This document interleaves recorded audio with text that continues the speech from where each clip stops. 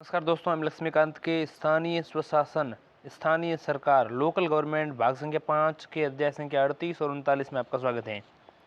अध्याय संख्या 38 पंचायती राज एवं 39 नगर निगम है। स्थानीय सरकार भाग संख्या 5 एम लक्ष्मीकांत भारतीय राज व्यवस्था एवं शासन पढ़ रहे हैं।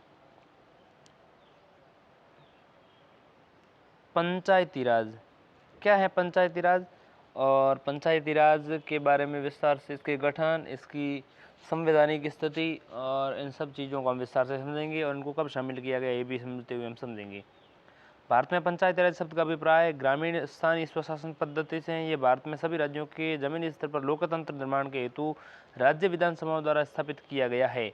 इसे ग्रामीण विकास का दायित्व सौंपा गया है। 1992 के 73वें संविधान संशोधन अधिनियम द्वारा इसे संविधान में शामिल किया गया था। स्थानीय शासन के विषय को संविधान की 7वीं अनुसूची में राज्य सूची में दर्शाया गया है। पंचायती राज का विकास बलवंत राय मेहता समिति जनवरी 1957 में भारत सरकार के सामुदायिक विकास कार्यक्रम 1952 और राष्ट्रीय विकास सेवा अधिनियम 1953 द्वारा शुरू की गई कार्यों की जांच और उनके बेहतर ढंग से कार्य करने के लिए उपाय सुझाने के लिए एक समिति गठित की गई 1957 में। और जो कार्यक्रम शुरू किए गए थे भारत सरकार के द्वारा, सामुदायिक विकास कार्यक्रम 1952 में शुरू किया गया था और राष्ट्रीय विस्तार सेवा 1953 में। इन कार्यों की जांच करने के लिए और बेहतर ढंग से इनको उपाय सुझाने के लिए कि इसमें बेहतरी के लिए क्या किया जा सकता है, एक समिति गठित की और इसकी अध्यक्षता बलवंत राय को सौंपी गई। बलवंत राय मेहता की अध्यक्षता में ये समिति गठित हुई, इसलिए इस समिति को बलवंत राय मेहता समिति कहते हैं। जनवरी 1957 में इसको गठित किया गया और नवंबर 1957 में समिति ने अपनी रिपोर्ट सौंपी और लोकतांत्रिक विकेंद्रीकरण की योजना की सिफारिश उन्होंने की कि लोकतांत्रिक विकेंद्रीकरण किया जाना चाहिए, प्रांतीय स्वायत्तता को बढ़ावा देना चाहिए। अंतिम रूप से पंचायती राज के रूप में ये लोकतांत्रिक विकेंद्रीकरण जो है पंचायती राज के रूप में सामने आया, ये इस रूप में जाना गया। समिति के द्वारा की गई सिफारिश मैं बताता हूँ। पहली सिफारिश इन्होंने ये की समिति ने, बलवंत राय मेहता समिति ने, कि 3 स्तर की पंचायती राज पद्धति की स्थापना की जानी चाहिए। ग्रामीण स्तर पर ग्राम पंचायत, ब्लॉक स्तर पर पंचायत समिति और जिला स्तर पर जिला परिषद। ये तीनों स्तर आपस में अप्रत्यक्ष चुनाव द्वारा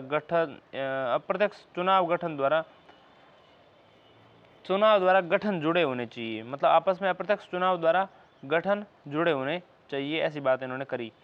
दूसरी सिफारिश बलवंत राय मेहता समिति ने की, ग्राम पंचायत की स्थापना प्रत्यक्ष रूप से चुने प्रतिनिधियों के द्वारा होनी चाहिए, प्रत्यक्ष रूप से ग्राम पंचायत में, जबकि पंचायत समिति और जिला परिषद का गठन अप्रत्यक्ष रूप से चुने प्रतिनिधियों द्वारा होनी चाहिए। इसके अलावा तीसरी सिफारिश उन्होंने की, सभी योजना और विकास के कार्य इन निकायों को सौंपे जाने चाहिए। पंचायती राज को इनको सभी तरह के कार्य सौंपने चाहिए ताकि ग्रामीण स्तर पर विकास को बढ़ावा दिया जा सके। इसके अलावा पंचायती समिति को इन्होंने बलवंत राय मेहता समिति ने सिफारिश की कि पंचायत समिति को कार्यकारी निकाय और जिला परिषद को सलाहकारी और समन्वयकारी और पर्यवेक्षण निकाय होना चाहिए। कार्यकारी निकाय पंचायती समिति को होना चाहिए, पंचायत समिति को, और जिला परिषद को सलाहकारी, समन्वयकारी और पर्यवेक्षण निकाय होना चाहिए। इसके अतिरिक्त सिफारिश की गई कि जिला परिषद का अध्यक्ष जो होगा वो जिलाधिकारी होगा।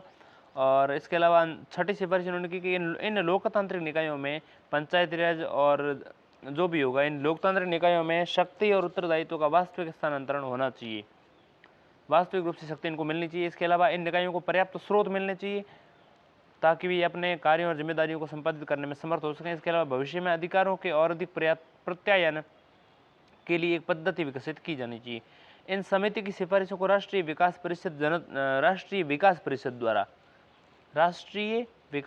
परिषद इसने जनवरी 1958 में स्वीकार कर ली और परिषद ने विशिष्ट प्रणाली या नमूने पर जोर नहीं दिया। मतलब ये है कि परिषद ने किसी विशिष्ट प्रणाली या नमूने पर जोर नहीं दिया। उस परिषद ने, राष्ट्रीय विकास परिषद ने, जनवरी 1957 में समिति बनी और जनवरी 1958 में समिति की सिफारिशों को स्वीकार कर लिया गया। ठीक है, परिषद ने किसी विशेष प्रणाली या नमूने पर जोर नहीं दिया, राज्यों पर छोड़ दिया गया ताकि वे अपनी स्थानीय स्थिति के अनुसार इन नमूनों को विकसित करें। किंतु बुनियादी सिद्धांत और मुख्य आधारभूत विशेषताएं पूरे देश में एक समान होनी चाहिए। बुनियादी रूप से जो चीज़ें हैं उनको सभी को स्वीकार करना होगा, बाकी की चीज़ें सरकारों पर, स्थानीय सरकारों यानी मतलब राज्य सरकारों पर छोड़ दी गई। और मुख्य आधारभूत विशेषताएं पूरे देश में एक समान होनी चाहिए, ऐसी बात कही। अब हम समझते हैं पंचायती राज की स्थापना किस राज्य से शुरू हुई। राजस्थान देश का पहला राज्य जहाँ पंचायती राज स्थापना हुई और इस योजना का उद्घाटन जो है राजस्थान में 2 अक्टूबर 1959 को राजस्थान के नागौर जिले में तत्कालीन प्रधानमंत्री पंडित जवाहरलाल नेहरू के द्वारा किया गया। राजस्थान के नागौर जिले में 2 अक्टूबर 1959 को ये शुरू किया गया। इसके बाद आंध्र प्रदेश ने इस योजना को 1959 में ही अपना लिया। 1959 में राजस्थान में, फिर आंध्र प्रदेश में भी अपना लिया।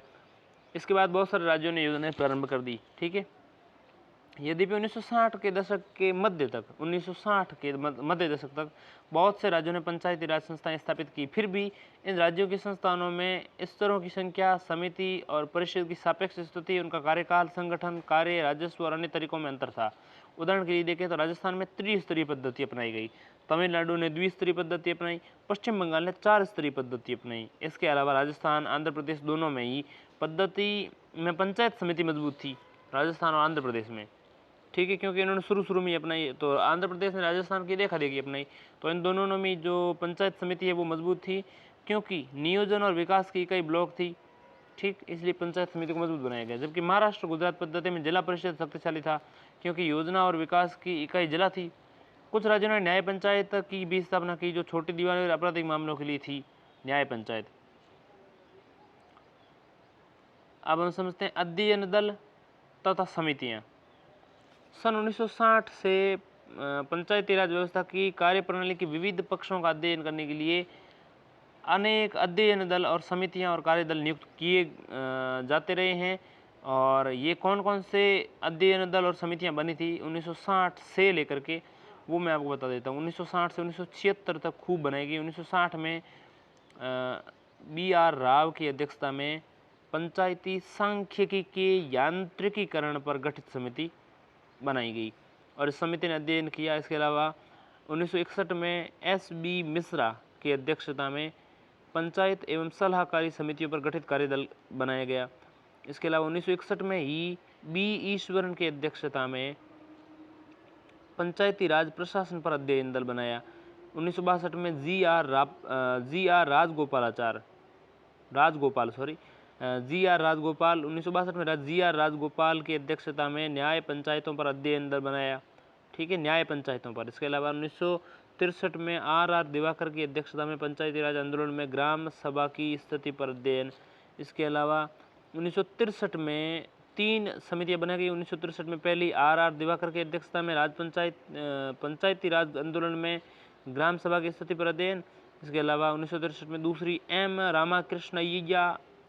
रामाकृष्णय्या की अध्यक्षता में पंचायती राज संस्थाओं की बजट एवं लेखा प्रक्रिया पर अध्ययन दल। इसके अलावा 1963 में ही के संथानम की अध्यक्षता में पंचायती राज वित्त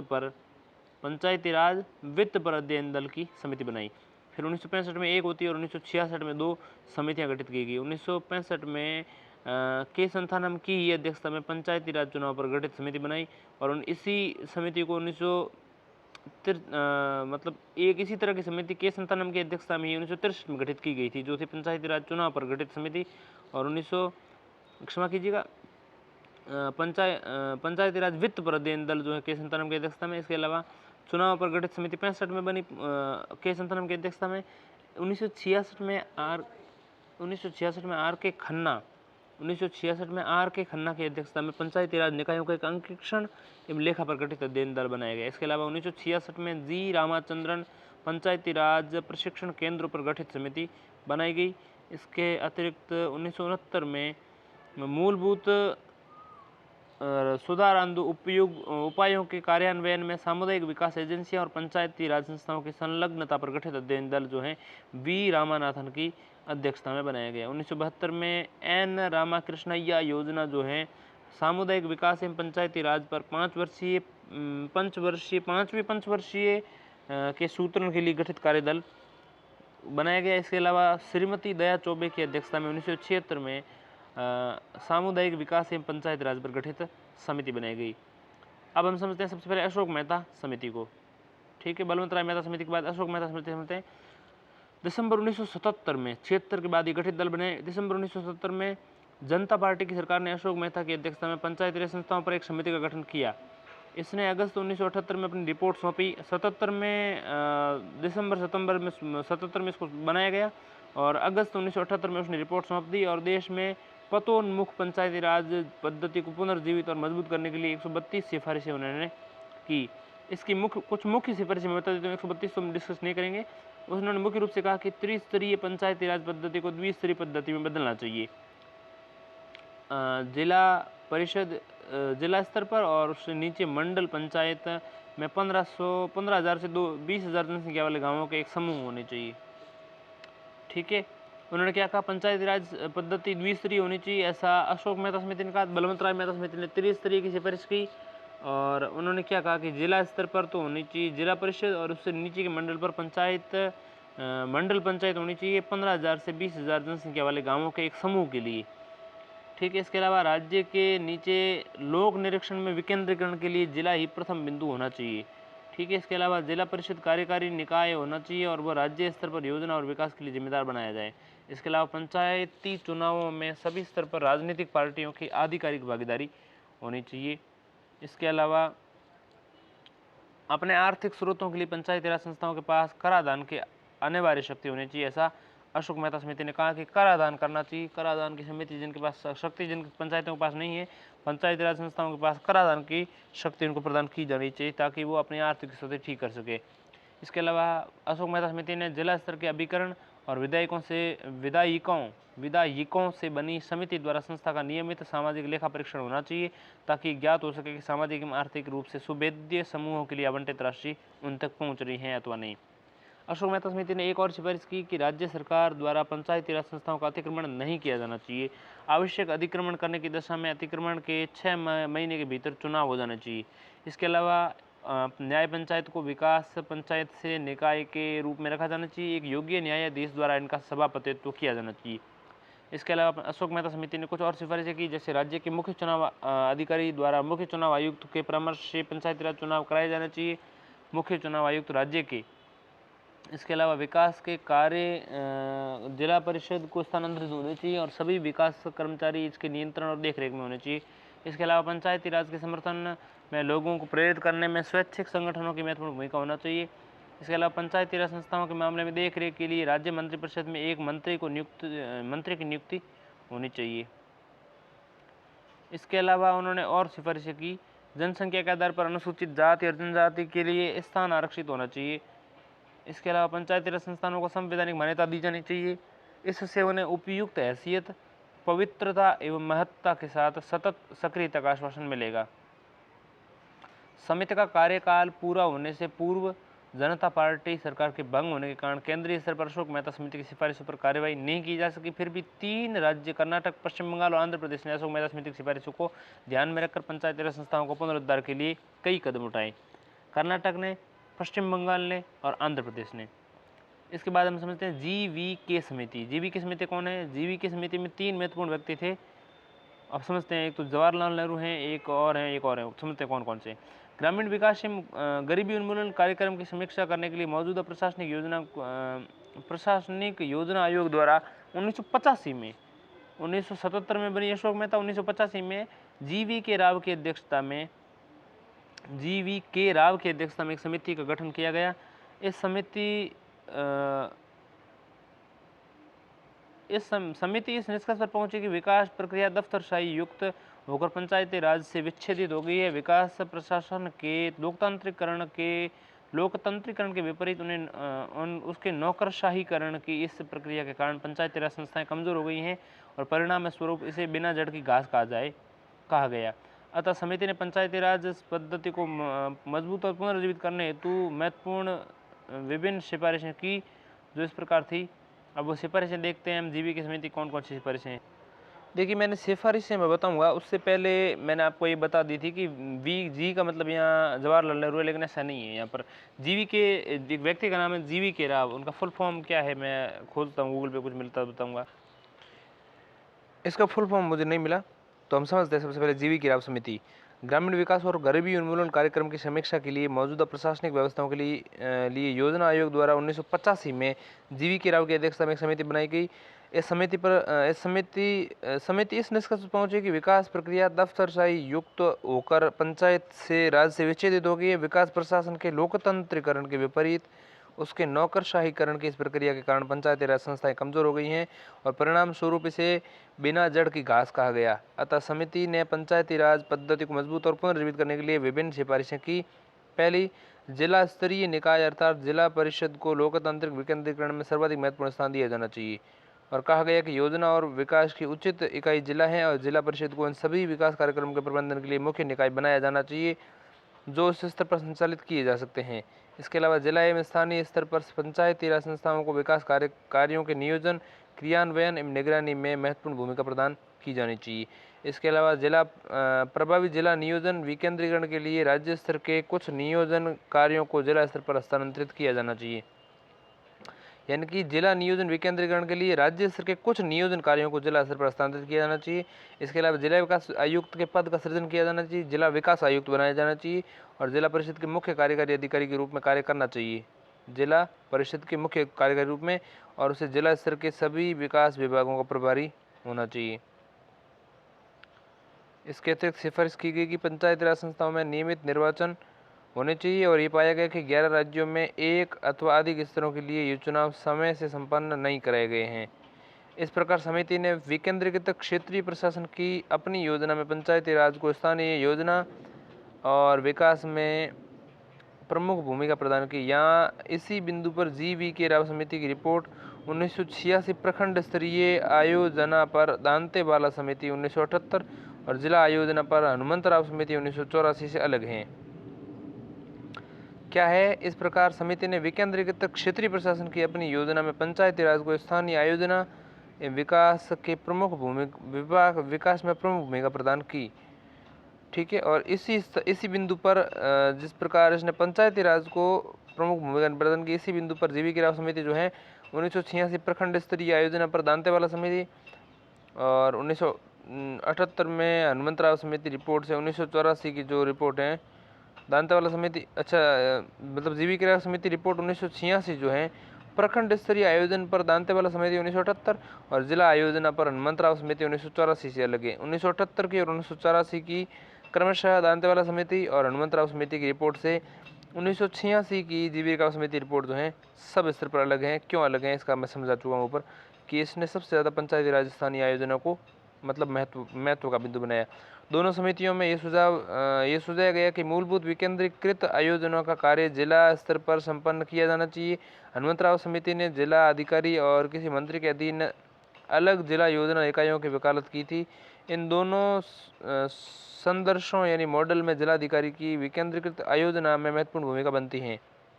जिलाधिकारी महत्वपूर्ण है। हालांकि समिति का कहना था कि विकेंद्रीकृत आयोजना की इस प्रक्रिया में पंचायती राज संस्थानों को भी जोड़ा जाए। समिति ने जिला स्तर पर सभी विकासात्मक और आयोजना गतिविधियों के लिए जिलाधिकारी को समन्वयक बनाने की अनुशंसा की। इस प्रकार हनुमंतराव समिति, बलवंतराय मेहता समिति और प्रशासनिक सुधार आयोग, इसके अलावा अशोक मेहता समिति और अंत में GV.K. राव की समिति में बाकी चीज़ों से भिन्न अनुशंसाएं भी हैं। उन्होंने एक जिलाधिकारी की विकासात्मक भूमिका को सीमित करने की अनुशंसा की और विकासात्मक प्रशासन में पंचायती राज को महत्वपूर्ण भूमिका प्रदान की। अब हम समझते हैं LM सिंघवी समिति। 1986 में राजीव गांधी सरकार ने लोकतंत्र और विकास के लिए पंचायती राज संस्थानों का पुनरुद्धार पर एक अवधारणा पत्र तैयार करने के लिए एक समिति का गठन किया। LM सिंघवी समिति 1986 में गठित की गई। अध्यक्षता जो है LM सिंघवी की अध्यक्षता में की गई। इन्होंने निम्न सिफारिशें की। 1986 में गठित हुई और सिफारिशें क्या क्या की देखिएगा। पहली, पंचायती राज संस्थानों को संवैधानिक रूप से मान्यता देने और उन पर संरक्षण आवश्यक कर दिया गया। इस कार्य के लिए LM सिंघवी समिति ने संवैधानिक मान्यता के लिए बात कही। इस कार्य के लिए भारतीय संविधान में एक नया अध्याय जोड़ा जाना चाहिए। उनकी पहचान और विश्वसनीयता उल्लंघनीय करने के लिए महत्वपूर्ण मदद मिलेगी और उनमें पंचायती राज निकास के लिए नियमित, स्वतंत्र और निष्पक्ष चुनाव कराने के लिए संवैधानिक उपबंध की भी सलाह उन्होंने दी। LM सिंघवी समिति ने गाँवों के समूह के लिए न्याय पंचायतों की भी स्थापना की जाने की बात की। इसके अलावा ग्राम पंचायतों को ज़्यादा व्यवहार्य बनाने के लिए गांवों का पुनर्गठन किया जाना चाहिए। इसके अलावा इसने ग्राम सभा की महत्ता पर भी जोर दिया और इसे प्रत्यक्ष लोकतंत्र की मूर्ति बताया। इसके अलावा गांवों की पंचायतों में ज़्यादा आर्थिक संसाधन उपलब्ध कराए जाने चाहिए, ऐसी बात उन्होंने कही। इसके अलावा पंचायती राज संस्थाओं के चुनाव, उनके विघटन, उनके कार्यों से संबंधित जो भी विवाद उत्पन्न होते हैं उनके निस्तारण के लिए न्यायिक अधिकरणों की स्थापना की भी बात इन्होंने की। अब हम समझते हैं थुंगन समिति। 1986 के 2 वर्ष बाद 1988 में संसद की सलाह पर एक सलाहकार समिति की उप समिति भी PK थुंगन की अध्यक्षता में राजनीतिक और प्रशासनिक ढांचे की जांच करने के लिए गठित की गई। 1988 में ये समिति गठित की गई और सलाहकार समिति की एक उप समिति पी के थुंगन की अध्यक्षता में की गई। राजनीतिक और प्रशासनिक ढांचे की जांच करने के उद्देश्य से गठित की गई। इस समिति में पंचायती राज व्यवस्था को मजबूत बनाने के लिए सुझाव दिया गया। इस समिति ने निम्नलिखित अनुशंसाएं की थी। थुंगन समिति ने पहली, पंचायती राज संस्थाओं को संवैधानिक मान्यता प्राप्त होनी चाहिए। दूसरी, गांव, प्रखंड तथा जिला स्तरों पर त्रिस्तरीय पंचायती राज व्यवस्था होनी चाहिए। पंचायती राज संस्थानों को संवैधानिक मान्यता होनी चाहिए, ऐसे इस समिति ने पी के थुंगन समिति ने दूसरी बार भी ऐसा ही कहा।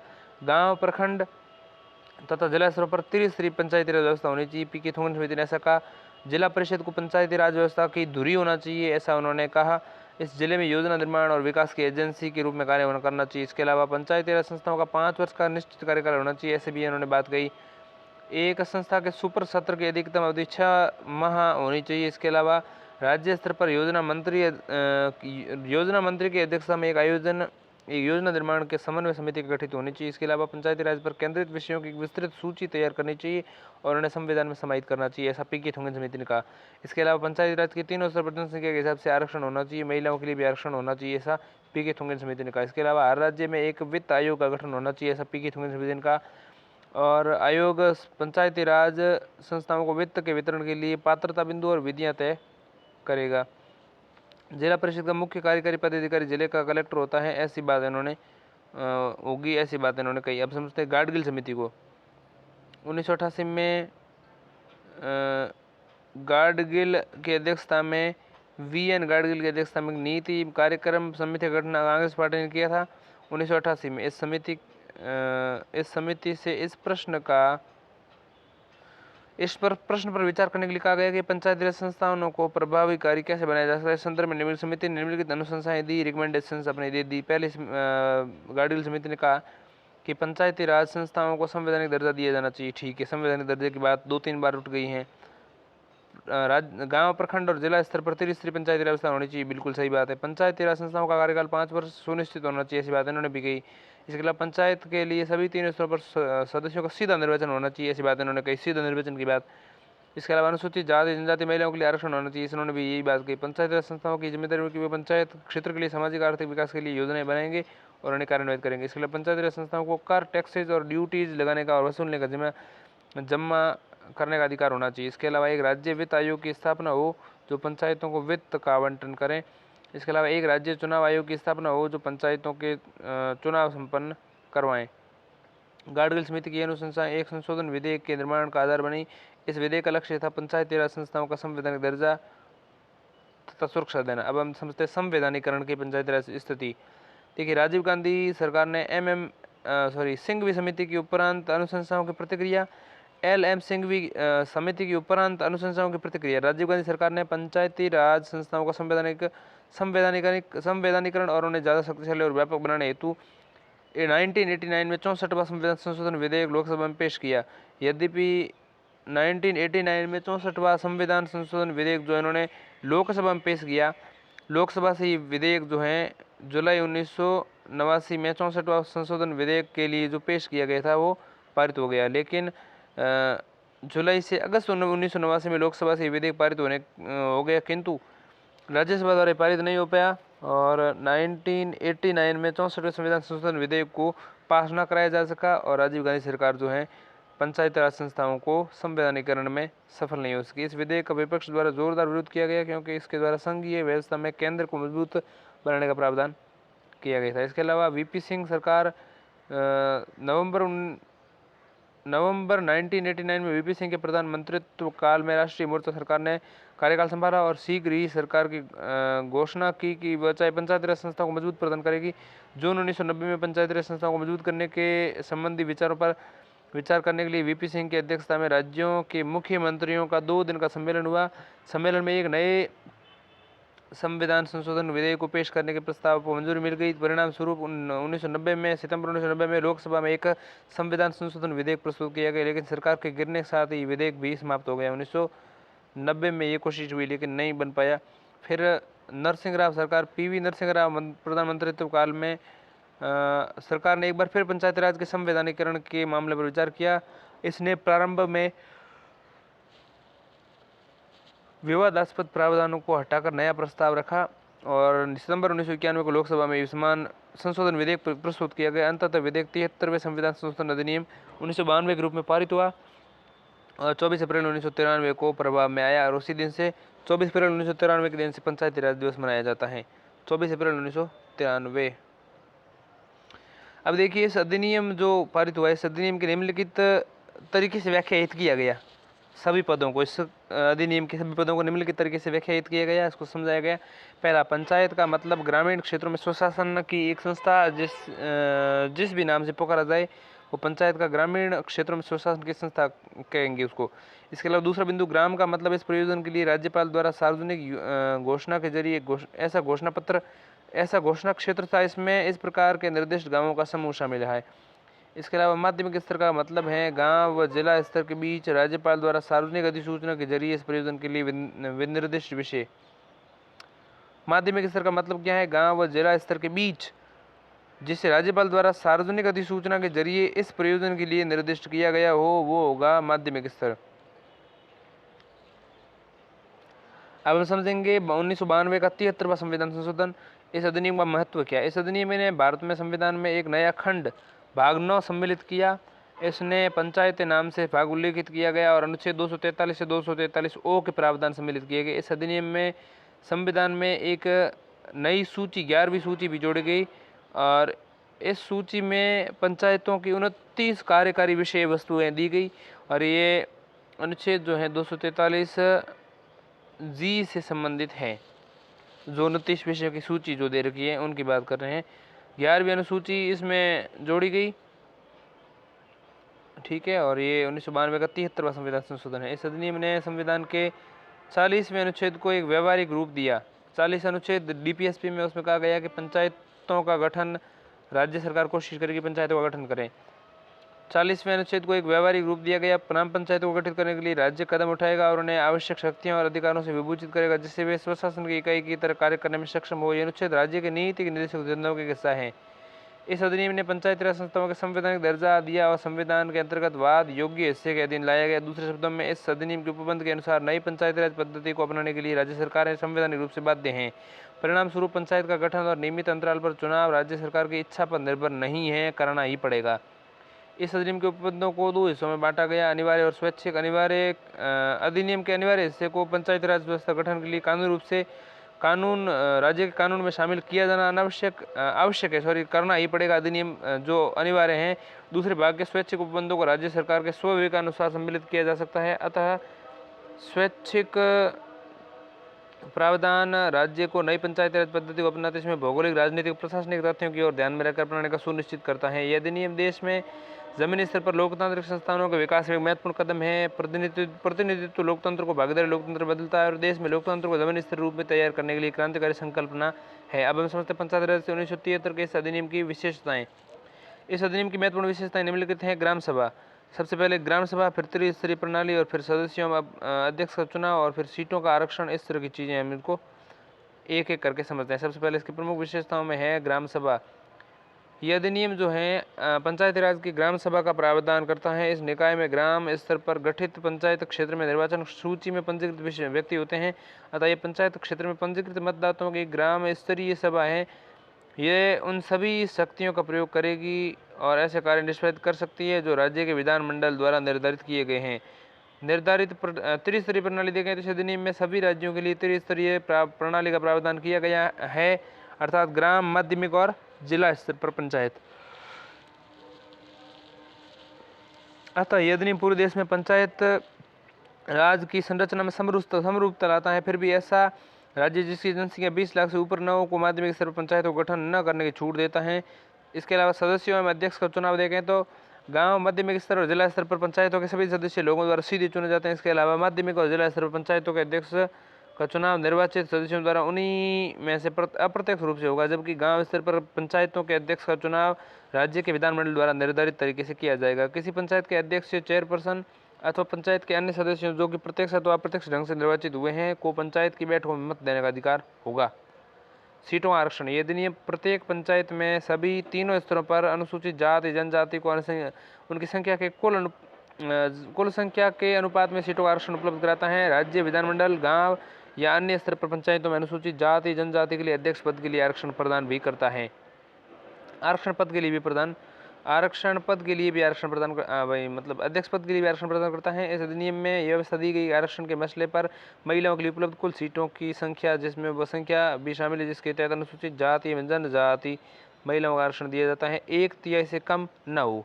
इसके तहत पंचायतों में अध्यक्ष व अन्य पदों के लिए हर स्तर पर महिलाओं के लिए आरक्षण 1/3 से कम नहीं होगा। इसके अलावा यदि विधानमंडल में इसके लिए भी अधिकृत करता है कि पंचायत अध्यक्ष के कार्यकाल में पिछड़े वर्गों के लिए किसी भी स्तर पर आरक्षण की व्यवस्था करें।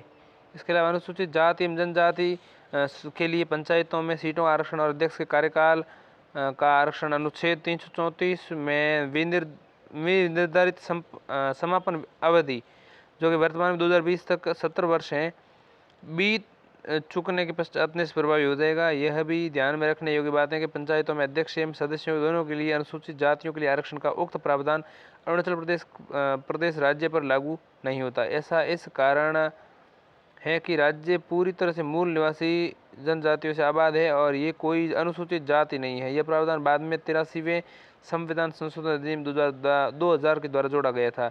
पंचायतों का कार्यकाल, यह अधिनियम सभी स्तरों पर पंचायतों का कार्यकाल 5 वर्ष के लिए निश्चित करता है, तथापि समय पूरा होने से पूर्व उसे विघटित किया जा सकता है। इसके बाद पंचायत गठन के लिए नए चुनाव होंगे। इसकी अवधि 5 वर्ष की अधिकतम अवधि खत्म होने से पूर्व या विघटित होने की दशा में विघटित होने की स्थिति से 6 माह खत्म होने की अवधि के अंदर नए चुनाव हो सकते हैं। इसके अलावा परंतु जहाँ शेष अवधि जिसमें भंग पंचायत काम करती रहती हैं 6 माह से कम है, वहाँ इस अवधि के लिए नई पंचायत का चुनाव आवश्यक नहीं होगा। ये भी आवश्यक है एक भंग पंचायत के स्थान पर गठित पंचायत जो भंग पंचायत की शेष अवधि के लिए गठित की गई है वह भंग पंचायत की शेष अवधि तक ही कार्य करती रहेगी। दूसरे शब्दों में एक पंचायत जो समय पूर्व भंग होने पर पुनर्गठित हुई है वह पूरे 5 वर्ष की निर्धारित अवधि तक कार्यकारी नहीं होती हैं, बल्कि बचे हुए समय के लिए कार्यरत होती हैं। अनर्हताएं देखें तो कोई भी व्यक्ति पंचायत का सदस्य नहीं बन पाएगा यदि वह निम्नलिखित रूप से हैं। पहला, राज्य विधानमंडल के लिए निर्वाचित होने के उद्देश्य से संबंधित राज्य में उस समय प्रभावी कानून के अंतर्गत अथवा यानी कि राज्य विधानमंडल के निर्वाचित होने के उद्देश्य से संबंधित राज्य जो है उस पर समय प्रभावी कानून के अंतर्गत वो अगर अनर्ह हैं तो फिर वो नहीं होगा। इसके अलावा राज्य विधानमंडल द्वारा बनाए गए किसी भी कानून के अंतर्गत लेकिन किसी भी व्यक्ति को इस बात पर अयोग्य घोषित नहीं किया जाएगा कि वह 25 वर्ष से कम आयु का है। यदि वह 21 वर्ष की आयु पूरा कर चुका है, अयोग्यता संबंधित सभी प्रश्न राज्य विधानमंडल द्वारा निर्धारित प्राधिकरण को संदर्भित किए जाएंगे।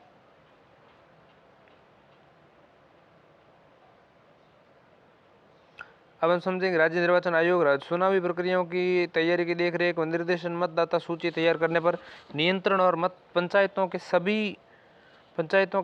सभी चुनाव में संपर्क कराने की शक्ति राज्य निर्वाचन आयोग में निहित होगी। इसमें राज्यपाल द्वारा नियुक्त राज्य निर्वाचन आयुक्त सम्मिलित है। उनकी सेवा शर्तें पदावधि भी राज्यपाल द्वारा निर्धारित की जाएगी। इससे राज्य के उच्च न्यायालय के न्यायाधीश का हटाने के लिए निर्धारित तरीके के अलावा अन्य किसी तरीके से नहीं हटाया जाएगा। ध्यान दीजिएगा, राज्य के उच्च न्यायालय के न्यायाधीश का हटाने के लिए निर्धारित तरीके के अलावा अन्य किसी तरीके से मुख्य चुनाव आयुक्त राजस्थान राज्य या जो भी राज्य हैं राज्य के निर्वाचन आयुक्त को उस तरह से नहीं हटाया जा सकता। नियुक्ति राज्यपाल वाली करे। उसकी नियुक्ति के बाद सेवा शर्तों में कोई परिवर्तन नहीं किया जाएगा जिससे उनका नुकसान हो। हालांकि इन नियमों का पालन हो नहीं रहा है फिलहाल वर्तमान के समय में। पंचायतों के चुनाव संबंधी मामलों पर राज्य विधान कोई भी उपबंध नहीं बना सकता है। शक्तियां और कार्य देखें तो राज्य विधानमंडल पंचायतों को आवश्यकता अनुसार ऐसी शक्तियां और अधिकार दे सकता है जिससे कि स्वशासन संस्थाओं के रूप में कार्य करने में सक्षम हो। इस तरह योजना के उपयुक्त स्तर पर पंचायतों के अंतर्गत शक्तियां और जिम्मेदारियां प्रत्यापित की जाएं जो निम्नलिखित संबंधित है। आर्थिक विकास और सामाजिक न्याय के कार्यक्रम को तैयार करने से मतलब ये है कि इस तरह की योजना में उपयुक्त स्तर पर पंचायतों के अंतर्गत शक्तियां और जिम्मेदारियां प्रत्यापित की जाएं जो निम्नलिखित से संबंधित हैं। निम्नलिखित से संबंधित पंचायतों को शक्तियां और ये सारी चीज़ें प्रदान की जाएं। प्रमुख विशेषता के रूप में वित्त देखिए तो राज्य विधानमंडल निम्न अधिकार रखता है। राज्य विधानमंडल निम्न अधिकार रखता है वित्त के संदर्भ में किस प्रकार से देखिए, राज्य विधानमंडल को यह अधिकार है कि वो पंचायत को उपयुक्त कर, चुंगी, शुल्क लगाने और उनके संग्रहण के लिए प्राधिकृत कर सकता है। इसके अलावा राज्य विधानमंडल राज्य सरकार द्वारा आरोपित और संग्रहित कर, चुंगी, मार्ग कर, शुल्क और पंचायतों को सौंपे जा सकते हैं। इसके अलावा राज्य की समेकित निधि से पंचायतों को अनुदान सहायता प्रदान करने के लिए या देने के लिए उपबंध करता है। इसके अलावा निधियों के गठन का उपबंध करेगा जिसमें पंचायतों को दिया गया सारा धन जमा होगा। इसके बाद हम बात करते हैं वित्त आयोग की। तो राज्य का राज्यपाल प्रत्येक 5 वर्ष के पश्चात पंचायतों की वित्तीय स्थिति की समीक्षा करने के लिए वित्त आयोग का गठन करेगा और यह आयोग राज्यपाल को निम्न सिफारिशें करेगा। ठीक है, पहली एक सिद्धांत जो नियंत्रित करेंगे, सिद्धांत जो नियंत्रित करेंगे राज्य सरकार द्वारा लगाए गए करों, चुंगी, मार्ग कर एवं एकत्रित शुल्कों का राज्य और पंचायतों को बंटवारों और सभी स्तरों पर पंचायतों के बीच शेयरों का आवंटन, करों, चुंगी और मार्ग कर और शुल्कों का निर्धारण जो पंचायतों को सौंपे गए हैं, राज्यों के समेकित निधि कोष से पंचायतों को दी जाने वाली अनुदान राशि। इसके अलावा पंचायतों की वित्तीय स्थिति सुधारने के लिए आवश्यक उपाय। इसके अलावा राज्यपाल द्वारा आयोग को सौंपे जाने वाला कोई भी मामला जो पंचायतों के मजबूत वित्त के लिए हो। राज्य विधानमंडल आयोग की बनावट, इसके सदस्यों की आवश्यक अर्हता और चुने गए तरीकों को निर्धारित कर सकता है। राज्यपाल आयोग द्वारा की गई सिफारिशों की कार्रवाई रिपोर्ट के साथ राज्य विधानमंडल के समक्ष प्रस्तुत करेगा। राज्यपाल आयोग द्वारा की गई सिफारिशों को की गई कार्रवाई रिपोर्ट के साथ राज्य विधानमंडल के समक्ष प्रस्तुत करेगा, राज्यपाल करेगा और आयोग की रिपोर्ट जो है रिपोर्ट राज्यपाल को देगा। राज्यपाल जो है ये राज्य विधानमंडल के समक्ष प्रस्तुत करेगा। केंद्रीय वित्त आयोग भी राज्यों में पंचायतों के पूरक स्रोतों में वृद्धि के लिए राज्य की समेकित विधि आवश्यक उपायों के बारे में सलाह देगा। राज्य वित्त आयोग द्वारा दी गई सिफारिशों के आधार पर ये करेगा। इसके अलावा लेखा परीक्षण का अधिकार भी है। राज्य विधानमंडल को पंचायतों के खातों की देखरेख और उनके परीक्षण के लिए भी प्रावधान करने का अधिकार है और प्रावधान बना सकता है। इसके अलावा संघीय क्षेत्रों पर लागू होना, यानी कि इस भाग में प्रावधान संघीय भागों पर लागू होते हैं, लेकिन राष्ट्रपति निर्देशित कर सकते हैं कि वे प्रावधान किन्हीं अपवादों और संशोधनों सहित किसी संसदीय क्षेत्र पर लागू होंगे जैसा कि वे निर्धारित करें। इसके अलावा छूट प्राप्त राज्य व क्षेत्र, ये कानून जो है नागालैंड, मेघालय और मिजोरम और कुछ अन्य विशेष क्षेत्रों पर लागू नहीं होता। इन क्षेत्रों के अंतर्गत क्या क्या होता देखिए। पहला, उन राज्यों के अनुसूचित आदिवासियों और क्षेत्रों में। इसके अलावा मणिपुर के उन पहाड़ी क्षेत्रों में जहां जिला परिषद अस्तित्व में हो। इसके अलावा पश्चिम बंगाल को दार्जिलिंग जिला, जहां पर दार्जिलिंग, गोरखा हिल और परिषद अस्तित्व में हो, वहां पर ये सारे जो भी विशेष क्षेत्र हैं उन पर ये कानून लागू नहीं होता है। इस प्रावधान के अंतर्गत संसद ने पंचायतों के प्रावधान अनुसूचित क्षेत्र तक विस्तारित जो प्रावधान है वो अधिनियम 1996 को अनुच्छेद 1996 को पैसा कानून यानी PESA पैसा कानून एक्ट और विस्तार कानून के नाम से जाना जाता है। अधिनियम ये जो है अनुसूचित क्षेत्र तक विस्तारित हैं, इसको PESA एक्ट हम कहते हैं। ठीक है, हालांकि संसद चाहे तो इस अधिनियम को ऐसे अपवादों और संशोधनों के साथ अनुसूचित क्षेत्रों और जनजातीय क्षेत्रों में लागू कर सकती हैं जो वह उचित समझे। इसके अलावा वर्तमान कानून की निरंतरता और पंचायतों का अस्तित्व देखें तो पंचायतों से संबंधित राज्य के सभी कानून प्रभावी रूप से इस अधिनियम के आरंभ होने से 1 वर्ष की अवधि तक खत्म होने तक लागू रहेंगे। और दूसरे शब्दों में कोई भी राज्य पंचायती राज कानून को 24 अप्रैल 1993 के बाद अधिकतम 1 वर्ष की अवधि के अंदर अपनाए, जो कि इस अधिनियम की शुरुआत की तारीख है। फिर भी ये कानून लागू होने से पूर्व पंचायती राज अवधि खत्म होने तक कार्यकाल पूरा कर सकती हैं यदि वह राज्य विधानसभा उससे पूर्व शीघ्र ही विघटित न कर दी जाए। 24 अप्रैल 1993 से लेकर के 24 अप्रैल 1992 में बना, उसे 1993 तक जो है ये चीज़ें स्वीकार करने के लिए प्रावधान का टाइम दिया गया। तो हम बात कर रहे हैं पंचायती राज कानून की। 24 अप्रैल 1993 तक ये अपनाने के लिए समय दिया गया। इसके परिणाम स्वरूप 73वें संविधान संशोधन अधिनियम 1992 के अनुसार नई व्यवस्था के अपनाने के लिए अधिकांश राज्यों ने 1993 एवं 1994 में पंचायती राज अधिनियम पारित किए। चुनावी मामलों में न्यायालय के हस्तक्षेप पर रोक। यह अधिनियम पंचायत के चुनावी मामलों में न्यायालय के हस्तक्षेप पर रोक लगाता है। इसमें कहा गया है कि निर्वाचन क्षेत्र और इन क्षेत्र में सीटों के आवंटन संबंधी मुद्दों को न्यायालय के समक्ष पेश नहीं किया जा सकता। इसमें यह भी कहा गया है किसी भी पंचायत के चुनावों को राज्य विधानमंडल द्वारा निर्धारित प्राधिकारी और तरीके के अलावा चुनौती नहीं दी जा सकती। बात करते हैं 11वीं अनुसूची की। तो इन इसमें पंचायतों के कानून क्षेत्र के साथ 29 प्रकार्यात्मक विषय वस्तु समाहित हैं।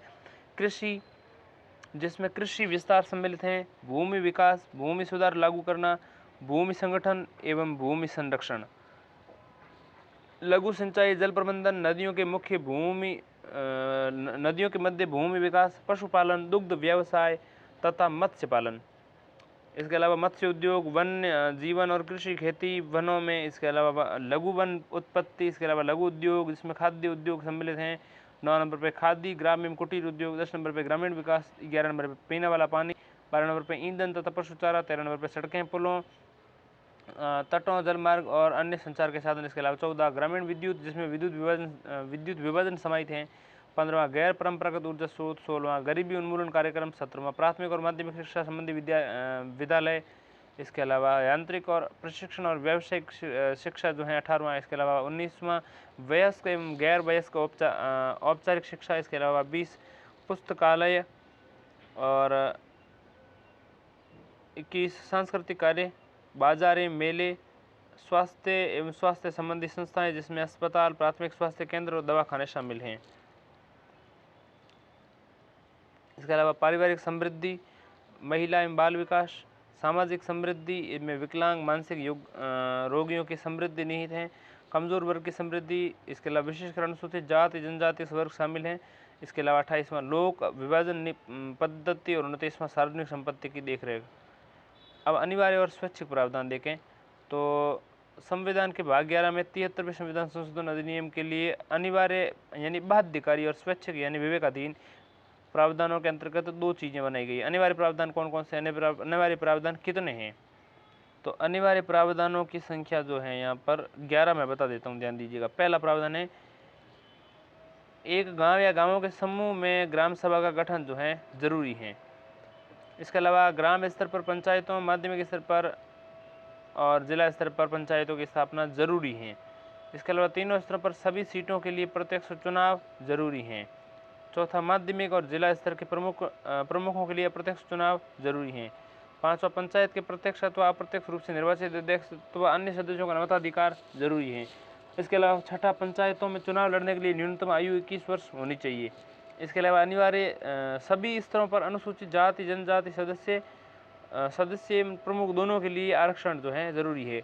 इसके अलावा सभी स्तरों पर सदस्य और प्रमुख दोनों के लिए 1/3 पद महिलाओं के लिए आरक्षित है। इसके अलावा पंचायतों के साथ ही मध्यवर्ती और जिला निकायों का कार्यकाल 5 वर्ष का होना चाहिए। किसी पंचायत का कार्यकाल समाप्त होने के 6 माह की अवधि के भीतर नए चुनाव हो जाने चाहिए। इसके अलावा पंचायती राज संस्थाओं में चुनाव कराने के लिए राज्य निर्वाचन आयोग की स्थापना भी अनिवार्य है। इसके अलावा पंचायतों की वित्तीय स्थिति की समीक्षा करने के लिए प्रत्येक 5 वर्ष के बाद एक राज्य वित्त आयोग की स्थापना की जानी चाहिए। राज्य वित्त आयोग की स्थापना जो है राज्यों के चुनाव के लिए ही कराई जाती है, पंचायती राज और नगर निगमों के चुनावों के लिए कराई जाती है, और राज्यों में जो चुनाव है वो केंद्रीय निर्वाचन आयोग इलेक्शन कमीशन करवाता है। ये तो थे अनिवार्य उपबंध, जिसमें 11 है पंचायतों की वित्तीय स्थिति की समीक्षा के लिए वित्त आयोग की, राज्य वित्त आयोग की स्थापना की जानी चाहिए। अब हम समझते हैं स्वैच्छिक प्रावधान। स्वैच्छिक प्रावधानों की संख्या जो है ये भी मैं 12 बता देता हूँ कौन कौन से स्वैच्छिक प्रावधान हैं, ध्यान दीजिएगा। पहला है ग्राम सभा को ग्राम स्तर पर शक्ति एवं प्रकारियों से युक्त करना। दूसरा, ग्राम पंचायत के अध्यक्ष के निर्वाचन के तरीके को निर्धारित करना। तरीका है वो अलग से निर्धारित किया जा सकता है। इसके अलावा ग्राम पंचायत के अध्यक्षों को मध्यवर्ती पंचायतों में प्रतिनिधित्व देना, जहाँ मध्यवर्ती पंचायतें नहीं हैं वह जिला पंचायतों में प्रतिनिधित्व देना। चौथा, मध्यवर्ती पंचायतों के अध्यक्षों को जिला पंचायतों में प्रतिनिधित्व देना। 5वां, विधानसभाओं और संसदीय के निर्वाचन क्षेत्र के विशेष अंतर्गत आने वाली सभी पंचायत राज संस्थाओं के संसद और विधानमंडल दोनों सदन के प्रतिनिधियों को शामिल किया जाना चाहिए। इसके अलावा पंचायत के किसी भी स्तर पर पिछड़े वर्ग के सदस्य एवं प्रमुख दोनों के लिए स्थानों का आरक्षण। इसके अलावा पंचायतें स्थानीय सरकार के रूप में कार्य कर सकें, इस हेतु उन्हें अधिकार एवं शक्तियाँ देना। संक्षेप में इन्हें स्वायत्त निकाय बनाने के लिए ऐसा करना। इसके अलावा पंचायतों को सामाजिक न्याय एवं आर्थिक विकास के लिए योजनाएं तैयार करने और शक्तियां दायित्वों का प्रत्यायन और संविधान की 11वीं अनुसूची के 29 कार्यों में से सभी अथवा कुछ को संपन्न करना। इसके अलावा 29 पंचायतों को जो है वित्तीय अधिकार देना, उन्हें उचित कर, पथकर और शुल्क आदि के आरोपण और संग्रहण के लिए प्राधिकृत करना। इसके अलावा राज्य सरकार द्वारा संग्रहित कर, शुल्क कर, पथ कर, फीस आदि के लिए पंचायत को अधिकृत करना। इसके अलावा राज्य की निधि से पंचायत को अनुदान सहायता प्रदान करना, इसलिए पंचायतों में निधि का गठन जिसमें पंचायत का धन जमा किया जाए। अब हम समझते हैं 1996 का पेशा PESA एक्ट विस्तार अधिनियम क्या है। 1996 का पेशा अधिनियम विस्तार अधिनियम पंचायतों से संबंधित संविधान का भाग 9 5वीं अनुसूची में वर्णित क्षेत्रों पर लागू नहीं होता, ये पेशा एक्ट में कहा गया है। हालांकि संसद इन प्रावधानों को कुछ अपवाद और संशोधनों के सहित उक्त क्षेत्रों पर लागू कर सकते हैं। इन प्रावधान के अंतर्गत संसद ने पंचायत के प्रावधान अनुसूचित क्षेत्रों तक विस्तारित अधिनियम 1996 पारित किया।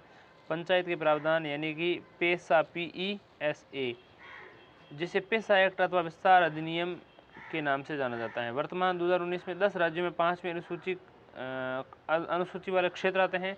आंध्र प्रदेश में है, तेलंगाना में 5वीं अनुसूची लागू है, छत्तीसगढ़ में 5वीं अनुसूची लागू है, गुजरात में 5वीं है, और हिमाचल प्रदेश में, झारखंड मध्य प्रदेश तो है ही, महाराष्ट्र, उड़ीसा और राजस्थान में भी 5वीं अनुसूची के कुछ क्षेत्र लागू हैं।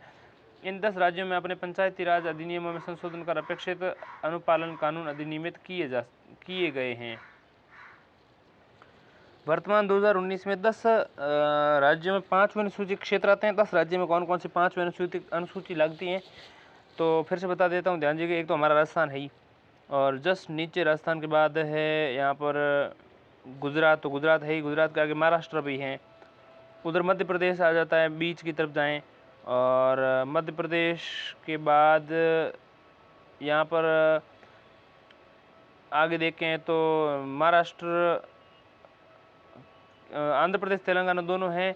मध्य प्रदेश के बाद छत्तीसगढ़ भी हैं, और मध्य प्रदेश छत्तीसगढ़ के बाद झारखंड है, झारखंड के बाद उड़ीसा भी है, ऊपर अगर आ जाएं तो हिमाचल प्रदेश भी हैं। तो कौन कौन से वे देखिए फिर से, राजस्थान, गुजरात, महाराष्ट्र, 3 तो ये हो गए, राजस्थान, गुजरात, महाराष्ट्र, मध्य प्रदेश और छत्तीसगढ़ और झारखंड, 6 हो गए, आंध्र प्रदेश, तेलंगाना और 8 तो ये हो गए। अब 2 बचे हैं, तो एक तो हिमाचल प्रदेश बच गया और एक जो है कौन सा बच गया, ओडिशा बच गया। तो ये हैं, इन 10 राज्यों में 5वीं अनुसूची वाले क्षेत्र आते हैं, और इनमें कुछ संशोधन करके अपेक्षित अनुपालन कानून अधिनियमित किए गए हैं। अब अधिनियम के उद्देश्य क्या है, देखिए। पेशा अधिनियम के उद्देश्य निम्नलिखित हैं। पहला, संविधान के भाग 9 के पंचायतों से जुड़े प्रावधानों को जरूरी संशोधनों के साथ अनुसूचित क्षेत्रों में विस्तारित करना। दूसरा है जनजातीय जनसंख्या को स्वशासन प्रदान करना। दूसरा, सहयात्री लोकतंत्र के तहत ग्राम पंचायत प्रशासन स्थापित करना तथा ग्राम सभा को सभी गतिविधियों का केंद्र बनाना। चौथा है, पारंपरिक परिपाटियों की सुसंगतता में उपयुक्त प्रशासनिक ढांचा विकसित करना। पांचवा है, जनजातीय समुदायों की परंपराओं एवं रिवाजों की सुरक्षा तथा संरक्षण करना। और छठा है, जनजातीय लोगों की आवश्यकताओं के अनुरूप उपयुक्त स्तरों पर पंचायतों को विशिष्ट शक्तियों से युक्त करना। इसके अलावा सातवां है, उच्च स्तर पर पंचायतों के निचले स्तर की ग्राम सभा की शक्तियों और अधिकारों को छीनने से रोकना। अधिनियम की विशेषताएं देखें तो पेशा अधिनियम की निम्नलिखित विशेषताएं। पहला है, अनुसूचित क्षेत्रों में पंचायतों पर राज्य विधायन वहाँ के प्रथागत कानूनों, सामाजिक एवं धार्मिक प्रचलनों और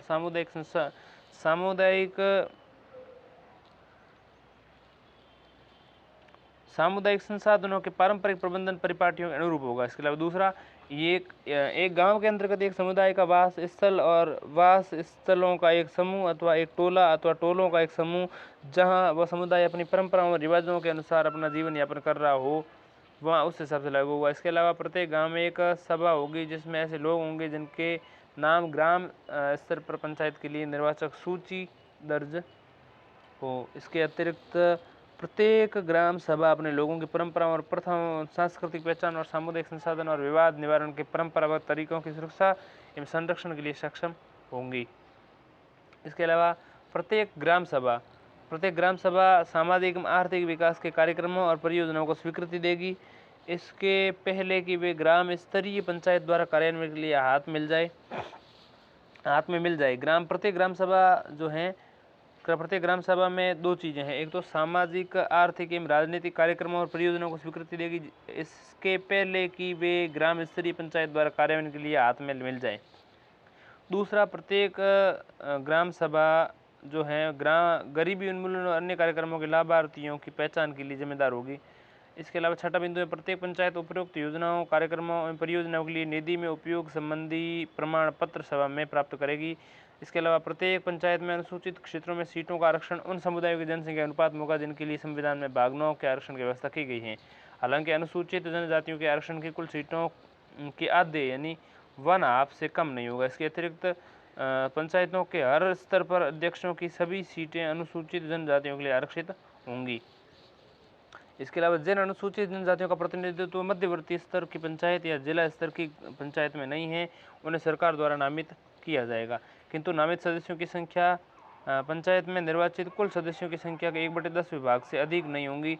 इसके अलावा अनुसूचित क्षेत्रों में विकास परियोजनाओं के लिए भूमि अधिग्रहण के पहले अथवा अनुसूचित क्षेत्रों में इन परियोजनाओं से प्रभावित व्यक्तियों के पुनर्स्थापन अथवा पुनर्वास के पहले ग्राम सभा अथवा उपयुक्त स्तर की पंचायत से सलाह की जाएगी। हालांकि परियोजनाओं की आयोजना एवं कार्यान्वयन अनुसूचित क्षेत्रों में राज्य स्तर पर समन्विकृत किया जाएगा।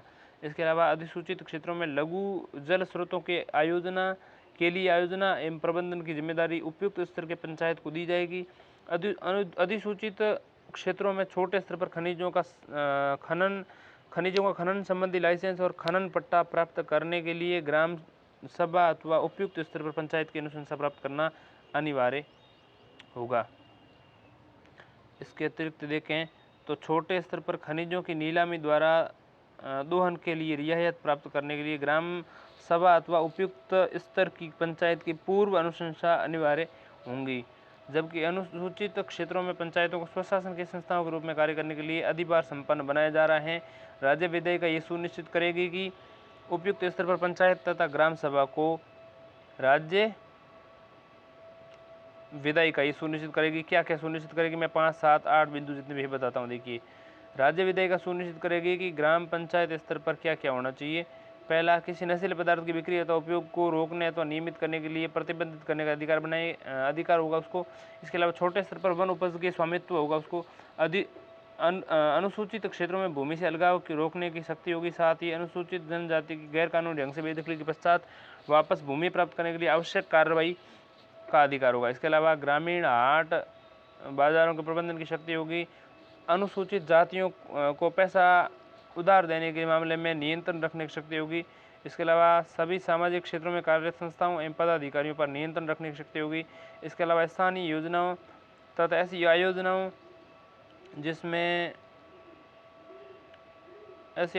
जिनमें जनजातीय उप आयोजनाएं शामिल हैं पर नियंत्रण की शक्ति होगी।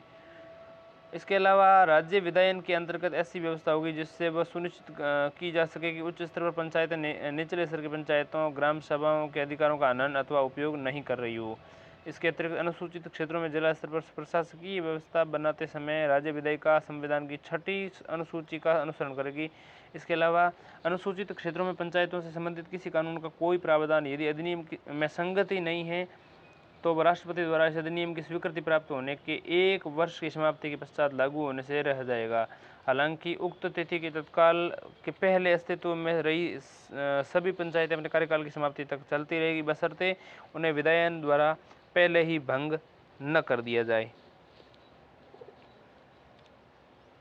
इसके अतिरिक्त पंचायती राज के वित्तीय स्रोत की बात करें तो भारत के द्वितीय प्रशासनिक सुधार आयोग 2005 से 2009 ने पंचायती राज संस्थाओं के वित्तीय स्रोतों और उनकी वित्तीय शक्तियों को निम्नलिखित रूप से संक्षेपित किया है। पहला, संविधान के चौथे खंड का बड़ा हिस्सा पंचायती राज संस्थानों के संरचनात्मक सशक्तिकरण के बारे में है, लेकिन स्वायत्तता तथा अपने ऊपर निर्भर संस्थाओं की कार्यकुशलता उनकी वित्तीय स्थिति पर निर्भर हैं, उनके अपने संसाधन जुटाने की क्षमता पर निर्भर करते हैं। साधारणतः हमारे देश में पंचायतें निम्नलिखित तरीकों में राजस्व एकत्रित करती हैं। पहला, संविधान की धारा 280 के आधार पर केंद्रीय वित्त आयोग की अनुशंसाओं के आधार पर केंद्र सरकार से प्राप्त अनुदान। दूसरा, संविधान की धारा 243(1) के अंतर्गत राज्य वित्त आयोग की अनुशंसाओं पर आधारित राज्य सरकार से प्राप्त अनुदान। इसके अलावा राज्य सरकार से प्राप्त कर्ज अनुदान, इसके अलावा केंद्र द्वारा प्रायोजित योजनाओं तो अतिरिक्त केंद्रीय मदद के नाम पर केंद्रीय आवंटन, इसके अलावा आंतरिक स्थानीय स्तर पर संसाधन निर्माण कर तथा गैर कर। देश भर में राज्यों ने पंचायतों के वित्तीय सशक्तिकरण पर पर्याप्त ध्यान नहीं दिया है। पंचायतों के अपने संसाधन अत्यल्प हैं। केरल, कर्नाटक, तमिलनाडु में वे राज्य हैं जिन्हें पंचायती सशक्तिकरण के मामले में अग्रणी समझा जाता है, लेकिन वहाँ भी पंचायतें सरकारी अनुदान पर अत्यधिक निर्भर हैं। इसके बारे में कोई निम्नलिखित निष्कर्ष निकाल सकता है। निम्नलिखित निष्कर्ष में पहला निष्कर्ष है, पंचायतें आंतरिक संसाधन जुटाने में कमजोर हैं। ये एक हद तक क्षीण कर के कारण ही है, लेकिन पंचायतों के कर संग्रहण में पंचायतें अनुदान के लिए केंद्र एवं राज्य सरकारों पर अत्यधिक निर्भर हैं। इसके अलावा केंद्र और राज्य सरकारों को प्राप्त अनुदानों का बहुलांश विशेष योजना पर केंद्रित और पंचायत को सीमित अधिकार, व्यय के मामले में भी उन्हें सीमित अधिकार हैं। इसके अलावा राज्यों के गंभीर वित्तीय स्थिति के कारण उन्हें सरकारों को पंचायतों को वित्त आवंटित करने की अनिच्छा हो रही है। इसके अलावा 11वीं अनुसूची के अहम विषयों प्राथमिक शिक्षा, स्वास्थ्य सेवा, जलापूर्ति, स्वच्छता और लघु सिंचाई आदि से संबंधित योजनाओं उन पर होने वाले व्यय पर भी आज भी राज्य सरकारें ही सीधे जिम्मेदार हैं। इसके अलावा कुल मिलाकर स्थिति ये है कि पंचायतों के पास जिम्मेदारी बहुत है पर संसाधन बेहद कम है। तीसरा बिंदु यह है कि हालांकि केंद्र सरकार, राज्य सरकार द्वारा हस्तांतरित वित्त पंचायत को प्राप्त होने वाली राशि का महत्वपूर्ण हिस्सा होता है। केंद्र और राज्य सरकार द्वारा हस्तांतरित वित्त जो होता है पंचायत को प्राप्त होने वाली राशि का महत्वपूर्ण हिस्सा होता है, परंतु पंचायती राज संस्थाओं द्वारा स्वयं द्वारा संग्रहित संसाधन उनके वित्तीय आधार का मूल है। प्रश्न केवल संसाधनों का नहीं है। स्थानीय कर व्यवस्था की मौजूदगी इस चुनी हुई संस्था में जन भागीदारी सुनिश्चित करती है। इससे पंचायती राज संस्था नागरिकों के प्रति जवाबदेह बनती हैं। इसके अलावा अपने संसाधनों के संग्रहण के मामले में ग्राम पंचायतें तुलनात्मक रूप से बेहतर स्थिति में हैं, क्योंकि उनकी अपनी भी कर व्यवस्था है, जबकि पंचायत राज के दो अन्य स्तर अपने संसाधन जुटाने के मामले में पूरी तरह से टोल, करोए, फीस और गैर कर राजस्व पर निर्भर हैं। इसके अलावा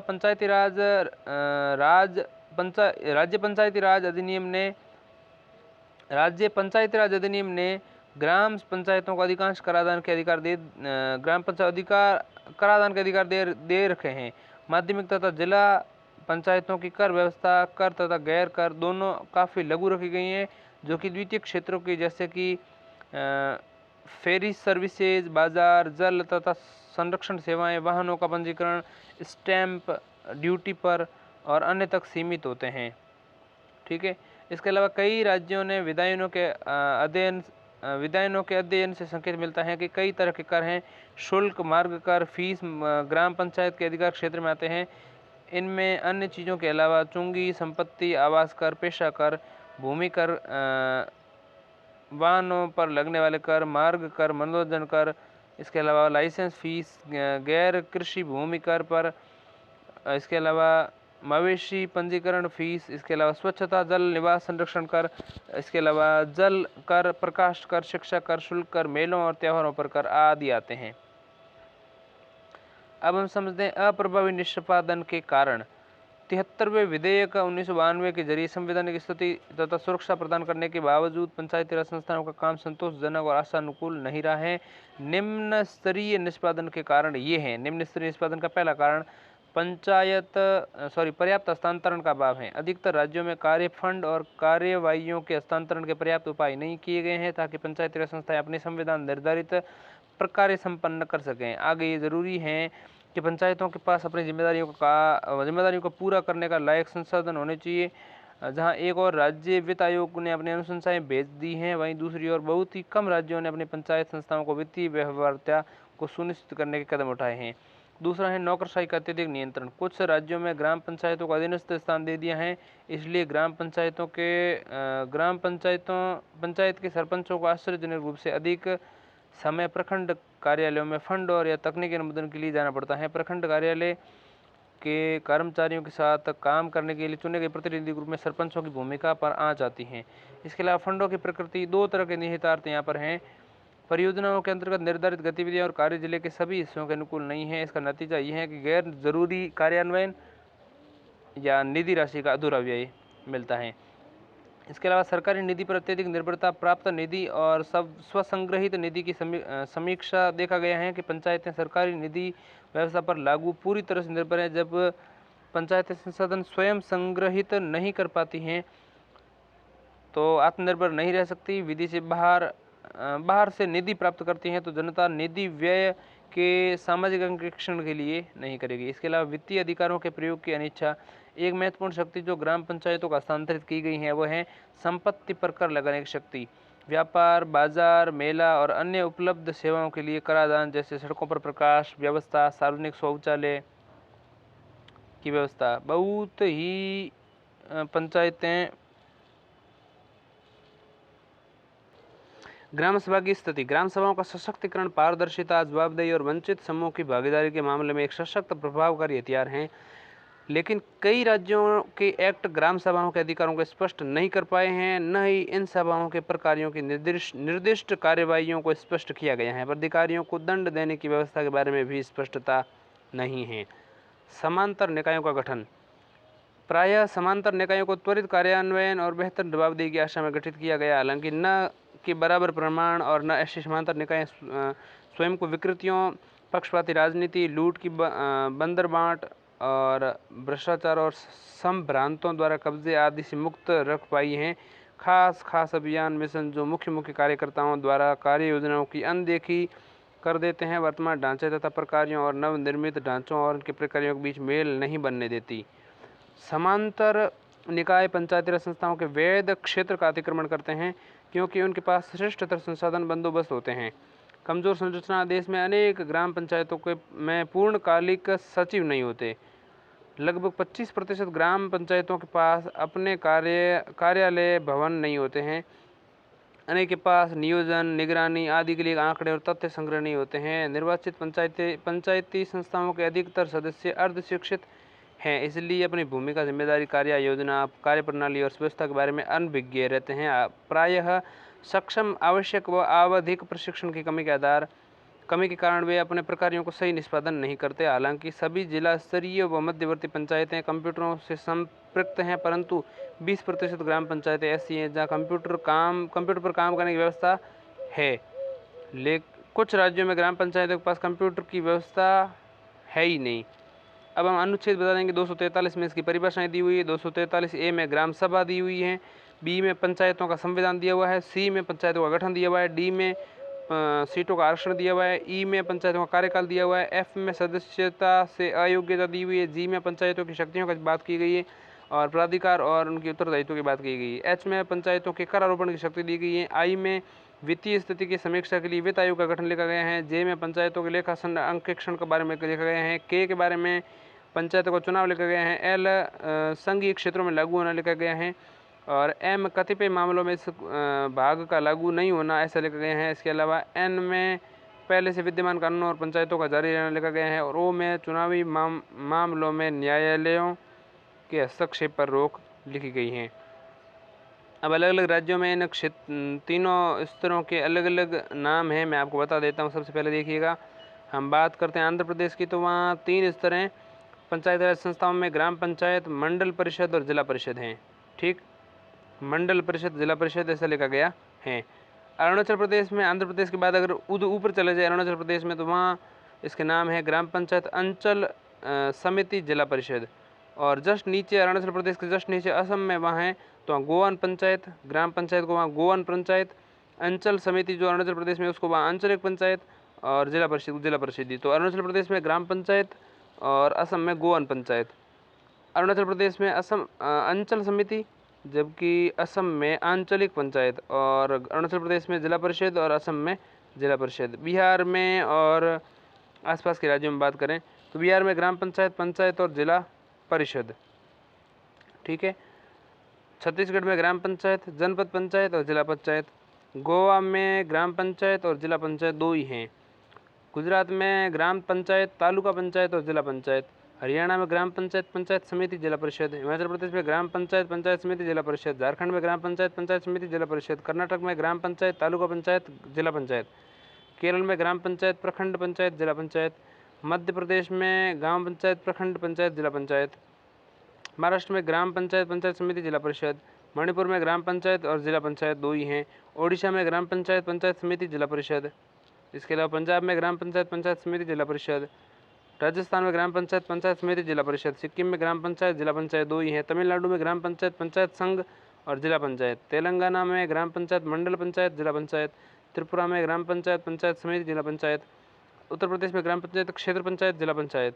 उत्तराखंड में ग्राम पंचायत, मध्यवर्ती पंचायत, जिला पंचायत। और पश्चिम बंगाल में ग्राम पंचायत, पंचायत समिति और जिला पंचायत, जिला परिषद। ये सारी चीज़ें हैं। अब हम समझते हैं पंचायती राज के विकास के मील के पत्थर जो हैं वो समझते हैं। सबसे पहले पंचायतों की ओर, पहली पीढ़ी की पंचायतों की ओर देखें तो 1948-49 में संविधान सभा में पंचायती राज की भूमिका पर चर्चा चली, 48-49 में। फिर 50 में आर्टिकल 40 के रूप में शामिल किया गया कि 26 जनवरी को भारत का संविधान लागू हुआ और राज्य के नीति निर्देश सिद्धांतों के अंतर्गत ग्राम पंचायतों का स्वशासन इकाइयों के रूप में उल्लेखित किया गया अनुच्छेद 40 में। फिर 1952 में 2 अक्टूबर को सामुदायिक विकास कार्यक्रम प्रारंभ किया गया, 2 अक्टूबर 1952 को। फिर 1957 में बलवंत राय मेहता समिति जनवरी में गठन किया गया और 24 नवंबर को अपनी रिपोर्ट सौंपी इसने। ठीक है। फिर देखिए 1958-60 के बीच में त्रिस्तरीय पंचायत का प्रावधान किया गया। कतिपय राज्य सरकारों ने पंचायत अधिनियम पारित किए। 1959 में 2 अक्टूबर को राजस्थान के नागौर जिले में पंडित जवाहरलाल नेहरू ने प्रथम पीढ़ी की पंचायत का उद्घाटन किया। केरल विधानसभा में केरल जिला परिषद विधेयक लाया गया। विधानसभा भंग होने के पश्चात ये विधेयक पारित न हो सका। 1964 से 67 के बीच प्रथम पीढ़ी की पंचायत राज्य संस्थाओं का अवसान देखते हैं। फिर द्वितीय पीढ़ी की पंचायत जो हैं, दूसरी पीढ़ी की पंचायतों का विकास और अवसान देखें तो 1978 के आसपास का शुरू होता है। प्रथम पीढ़ी का शुरू होता है 1900, खत्म होता है 1967 में और 78 में दूसरा शुरू होता है। पश्चिम बंगाल में 4 जून को दलीय आधार पर पंचायत चुनाव संपन्न हुए और इसी के साथ दूसरी पीढ़ी की पंचायत राज की शुरुआत हुई। इसके अलावा पंचायतों को कार्य प्रणाली 12 दिसंबर 1977 को अशोक मेहता समिति की नियुक्ति और उसने 1978 में अपनी रिपोर्ट प्रस्तुत की। 1977 में अशोक मेहता समिति बनाई गई। 1983 में कर्नाटक सरकार ने नया पंचायती राज अधिनियम पारित किया। 1984 में योजना आयोग द्वारा 1982 में जिला स्तरीय आयोजना पर गठित हनुमंत राय समिति की रिपोर्ट आई। 1982 में इसका आयोजन किया गया था। 1984 में रिपोर्ट आई। 1985 में कर्नाटक पंचायती राज अधिनियम को जुलाई में राष्ट्रपति की स्वीकृति मिली और 14 अगस्त को यह कानून लागू हो गया। 1985 में योजना आयोग द्वारा ग्रामीण विकास के प्रशासकीय पक्ष पर 25 मार्च को गठित जीवी के राव समिति जो है 1985 में अपनी रिपोर्ट दिसंबर में सौंपती हैं। इसके अलावा 1986 में आंध्र प्रदेश ने पश्चिम बंगाल तथा कर्नाटक में पंचायती राज मॉडल को अनुसरण किया। इसके अलावा 1987 में कर्नाटक में जनवरी में पंचायत चुनाव संपन्न हुए। 1990-1992 में कर्नाटक में पंचायतें भंग हो गई और उन्हें प्रशासकों का अधीन कर दिया गया। फिर हम तीसरे स्तर की देखें तो पंचायती राज को संवैधानिक दर्जा देने की बात चली तो 1986 में LM सिंघवी समिति ने 27 नवंबर को रिपोर्ट सौंपी और पंचायतों को संवैधानिक दर्जा देने की अनुशंसा की। 1986 में 27 नवंबर 1986 को LM सिंघवी समिति ने अपनी रिपोर्ट सौंपी और पहली बार संवैधानिक दर्जा देने की बात की गई। 1988 में संसद की परामर्शदात्री समिति ने PK थुंगन अध्यक्षता में उप समिति संविधान संशोधन विचार करने के लिए गठित की गई। 1989 में संसद में 15 मई 1989 को 64वां संविधान विधेयक लाया गया और 15 अक्टूबर को राज्यसभा में पराजित हो गया। 15 मई से 15 अक्टूबर के बीच में प्रक्रिया चली। 1990 में फिर संसद में 7 सितंबर को 74वां संसद विधेयक लाया गया जो लोकसभा भंग होने का रद्द हो गया। 1991 में फिर 72वां पंचायत और 73वां नगर संशोधन विधेयक लाए गए जिन्हें संसद की संयुक्त प्रवर समिति को सितंबर में संदर्भित किया गया। 1992 में 22 दिसंबर को लोकसभा में दोनों विधेयक पारित हुए। 22 दिसंबर को और 23 दिसंबर को राज्यसभा में दोनों विधेयक पारित हो गए। 1993 में 73वां संविधान संशोधन विधेयक अधिनियम 1992 और 24 अप्रैल को लागू हुआ ये और 24 अप्रैल को लागू होने के कारण 24 अप्रैल 1993 को जो है पंचायती राज दिवस मनाया जाता है और 74वां विधेयक जो है 1 जून से लागू हुआ। 1992 में आया था। 1993 से 1994 में सभी राज्यों ने 30 मई 1993 और 23 अप्रैल 1994 के बीच में समानुरूप अधिनियम पारित किए। इसके अलावा 1994 30 मई को 73वें संविधान संशोधन के अंतर्गत मध्य प्रदेश में पंचायत चुनाव संपन्न हुए। 1996 में पंचायत अनुसूचित क्षेत्रों तक विस्तार अधिनियम 1996 जो है अनुसूचित क्षेत्रों तक विस्तार ये है PESA के प्रावधान जिसके अंतर्गत 73वें संशोधन को अनुसूचित क्षेत्रों तक विस्तार किया गया और ये अधिनियम जो है 24 दिसंबर को लागू हुआ। इसके अलावा 2001 जो है 2001 में बिहार में 23 वर्षों बाद पंचायत चुनाव संपन्न हुए 11 से 30 अप्रैल के बाद। इसके अलावा 2001 में ही 83वें संविधान संशोधन अधिनियम 2000 के द्वारा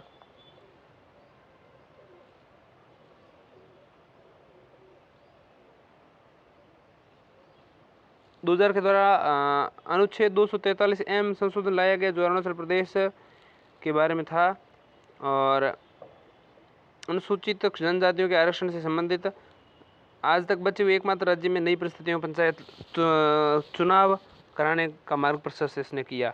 और जो ये पेशा एक्ट, पेशा की फुल फॉर्म होती है panchayat provisions extend to schedule areas act, panchayat provision तो P, panchayat extend E S, schedule A area तो PESA, पंचायत प्रोविजंस हो गया पी पे और extend E scheduled S areas A तो पेशा PESA एक्ट ये 1996 में लाया गया था। ठीक है, अब हम देखते हैं पंचायती राज से संबंधित समितियां, उनके संवैधानिकीकरण के बाद की चीज़ें। तो देखिए पंचायती राज संस्थाओं को अधिकारों और प्रकारों के हस्तांतरण के लिए गठित टास्क फोर्स कार्यदल, जिसको हम कहते हैं अध्यक्ष ललित माथुर, और नियुक्ति 2001 में की गई, कार्यभार भी उन्होंने 2001 में ही ग्रहण किया। इसके अलावा निम्नतम यानी ग्रास रूट्स स्तर पर नियोजन के लिए गठित विशेषज्ञ समूह जिसे वी रामचंद्रन की अध्यक्षता में 2005 में गठित किया गया और 2006 में इसने कार्यभार ग्रहण किया। जिला स्तर नियोजन की नियमावली तैयार करने का कार्यदल जो है श्रीमती राजवंत संधू की नेतृत्व में 2008 में किया गया, 2008 में इसने कार्यभार ग्रहण किया। DRDA जिला ग्रामीण एजेंसी के पुनर्गठन के लिए गठित समिति वी रामचंद्रन की अध्यक्षता में 2010 में गठित की, 2012 में इसने अध्यक्षता 2012 में इसने कार्यभार ग्रहण किया। आम वस्तुओं एवं सेवाओं के कुशल आपूर्ति के लिए पंचायतों के उत्तोलन यानी कि लीवरेजिंग की विशेषज्ञ समिति मणिशंकर अय्यर की अध्यक्षता में 2012 में गठित की, 2013 में इन्होंने कार्यभार ग्रहण किया। उसके बाद हम नगर प्रशासन को समझेंगे, लेकिन अगले आने वाले वीडियो में समझेंगे।